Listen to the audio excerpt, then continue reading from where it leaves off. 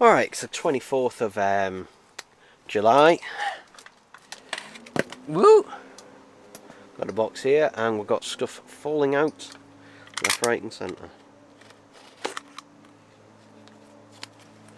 So open that up. Hopefully this should have survived intact with this type of box.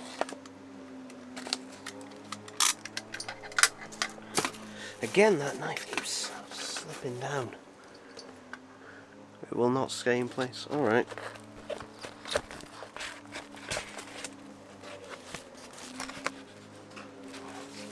Oh, that newspaper stinks.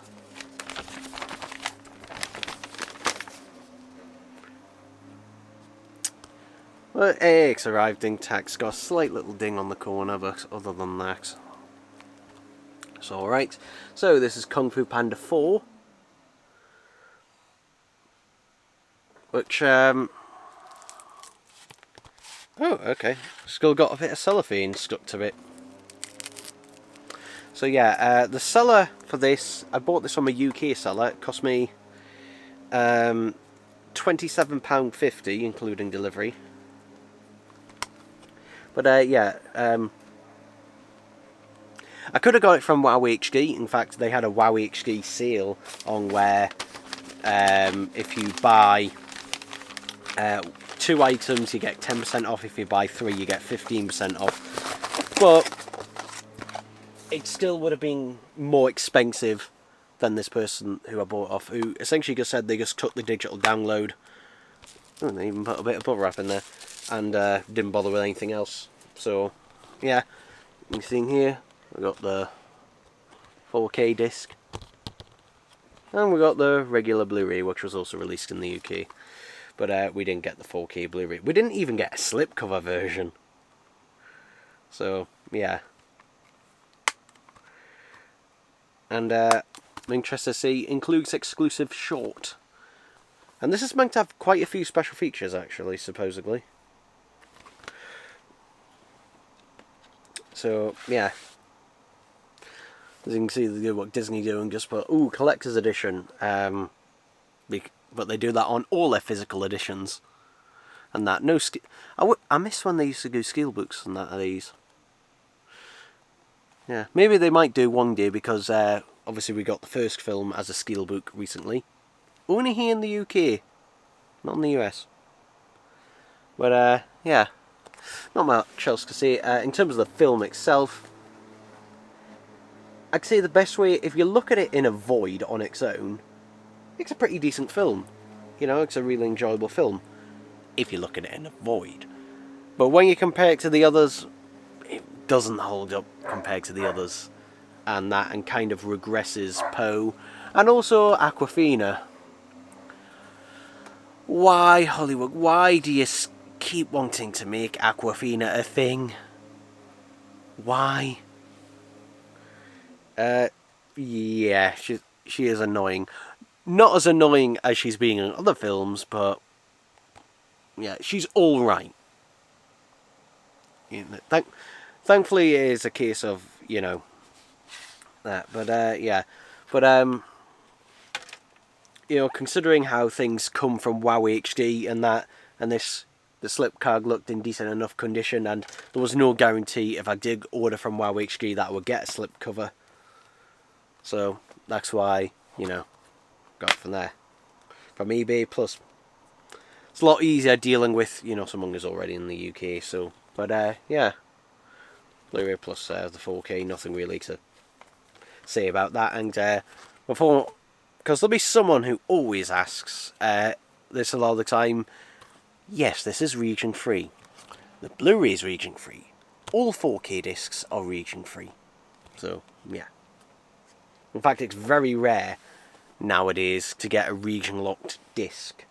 It's quite rare to get a region locked disc, because most manufacturers and that, and distributors just don't bother putting it on, even if they say it's a particular region.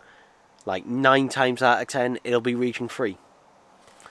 For me, it doesn't really matter much, because I'm going to be ripping this disc. But interestingly, this has Dolby Vision. Yeah, this has Dolby Vision, which is interesting because Puss in Boots: The Last Wish and also the Bad Guys, I think as well, they only had HDR10, which is interesting. So, but this has Dolby Vision. So yeah, and Puss in Boots: The Last Wish just had HDR10 across the board. Like, it wasn't like a case of they hadn't paid the license fee. No.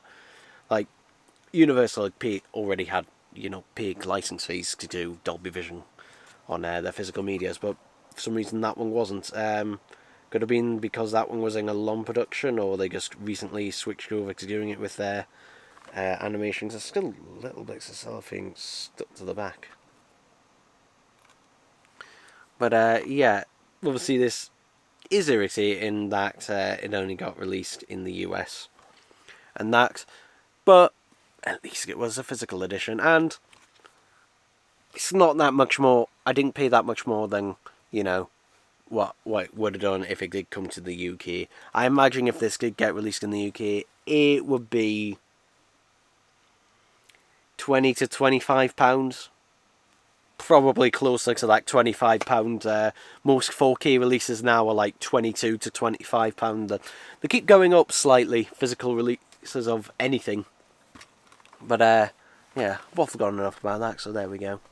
Alright, it was the 2nd of August today, and record has come from Rare Waves. I'm hoping this is alright, but we'll see.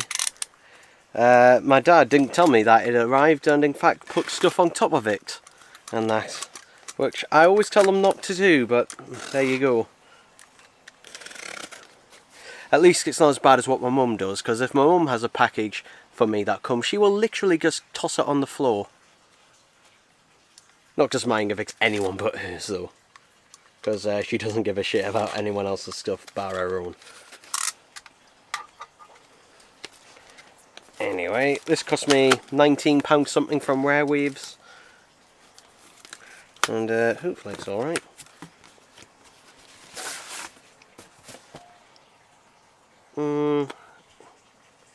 Yeah, I can see a crease in it there.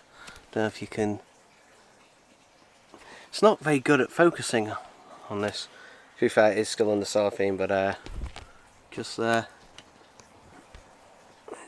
Can I catch it in the light? Is that any more dings on it? No. So this is 3D's Grace 1X, or 1-X, or 1-X, whatever you want to call it. And yeah, this is the one I've been meaning to pick up for a while, but for the longest time the reason I haven't is because it's an expensive bugger. Well, a fairly more expensive bugger to get, because it hasn't been released in the UK. Thankfully though, it did have a price drop recently at Rare Waves to, again, £19 something. So I picked it up from there. But yeah, Rare Waves don't have the best packaging when it comes to anything, really. And they're aware of this. Basically, one of the employees said, they'd spoken to management about it, and they kept telling management to basically try to get them to, get better packaging, which they haven't really. So, yeah. Because the problem is that, if things are sent in very thin, flimsy boxes like this, then they are more like... Is anything else in there? No. They're more likely to get damaged, unfortunately. So one isn't in as bad condition as the other 3D's Grace debut album that I got. That one, the record was also warped as well. This one, slightly warped, maybe. God, it's got a load of bits on it. It's got an awful lot of static build-up. Let me grab a microfiber cloth and just quickly try to get those off. I'll give it a proper clean on that before I listen to it. My favourite track on this album, by the way, is Animal I Have Become. But just like every vinyl release, this is just the standard original release of the album, no deluxe version with extra tracks, which is a shame. But yeah, I got literally the second I take this out, it's just like it's building up dust and every bloody thing you can think of. And also, static can be heard, you know, when you're playing it, which is why it's important to basically, you know, keep these in a 90-static sleeve to protect them, but also to, you know, help prevent static build-up. So yeah, I've just wiped it and literally I can see more dust, just bits of dust just coming onto there. Wipe it off and I'll get it in there as quick as I can because it's very, very staticky.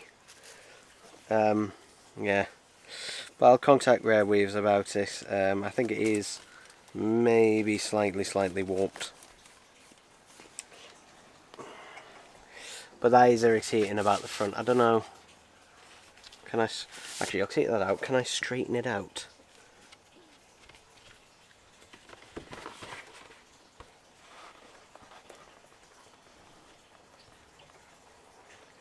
Yeah, maybe a little bit. Yeah. The cellophane actually helps hide it. Yeah, what I'll do is I'll wait until playing it and then see if I contact, because if it's just that, then maybe I won't, because it's not too noticeable. It's not very noticeable there, because the cellophane does help cover it, which is another reason to keep it on. But I will see if it's warped, then I will contact Rare Waves about it. That was something I didn't, you know, didn't really notice much until trying to play it on the other one. But it is fairly warped. It did flatten down eventually though. Not completely, its skill is a bit warped, but it was worse beforehand. What I did is I just left it on the turntable, like just flat, and then gravity kind of helped a bit with that. But yeah, I'll put this to one side in that. But still, you know, decent price on that for it. Still much rather pay that than pay, because before then I think the cheapest you could get this was like £35, which is still really good. But those were like imports and that as well. Whereas this being from Rare Waves UK, and that means I didn't have to pay any imports or anything on it. Because again, this has not had a release in the UK on vinyl. It did have a CD release over here, though I think the CD is out of print. I'm not sure. It might still be. I don't know, but I know the CDs for 3 Days Grace's albums did get released over here, but in terms of the vinyl releases, I know this album and the first album definitely didn't.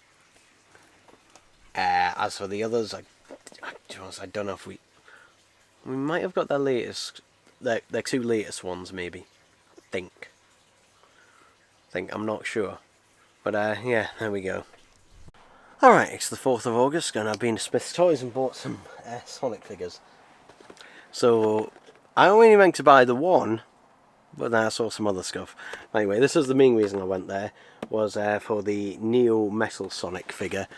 Now for some reason this one is $10.99, and I don't know why, because all the other 4-inch figures at Smith's Toys are $9.99. Really don't know why, but regardless, I picked them up here. And yeah, they've also put a sticker on that over the other figures and that in the wave. Really don't know why they've done that, but okay. But yeah, if we just get a look at him there, nice look. He is a really cool and really nice figure, but again, I don't know why he is $10.99, because I did buy another figure from the same wave and it was $9.99, so yeah, not sure why he's more expensive. Well, regardless, there you go. Then when I looked up, I saw there was another figure that I didn't have that was reduced, which was this. Which this is the Dr. Deep figure, which it's normally £15. It was reduced to £12.99. Not an amazing sale, but still, it's a figure that I don't have that I did actually, want. So yeah, I couldn't really resist getting him on sale and that. And yeah, I do really like the 5-inch figures and that, because since they're slightly larger, it gives them the ability to have slightly more detail and also more articulation in that as well. Though obviously the price is considerably more. Yeah. But yeah, in terms of the other figures, I don't have the Black Rose or the Sonic figure from that wave. And will I get them? Maybe. The answer is for them, it's very much a maybe. Like if they go on sale, which they are, but even then it's just like, don't know. Then the last figure I got, I kind of ummed and ahed about it, because I thought, should I get it now or should I wait to see if it goes on sale? And I thought, no, I'll get it now just in case, they vanish. They did seem to have a fair few of them in though. But again, that's only because they only literally just got them in. And that is the Rouge figure, which is a 4-inch figure. I do have this in the 2.5-inch range, but yeah. But this is from the same wave as this. As you can see on the back of the boxes there. Yeah, this figure was £9.99 for some reason. Which, yeah, I don't know why it is, but why, again, the rest of the wave was £9.99. Yeah, Neo Metal Sonic was £10.99. I don't know. Regardless though, I do like this figure. I do like this figure. And yeah, I had to pick one up, of course I did. I don't buy every Sonic figure, I just buy the ones that basically I am interested in, essentially. I've got a feeling though that some of them may end up later on in B&M and they'll be £7.99, but oh well, if that is the case. Yeah, but overall, very happy to get them, and yay.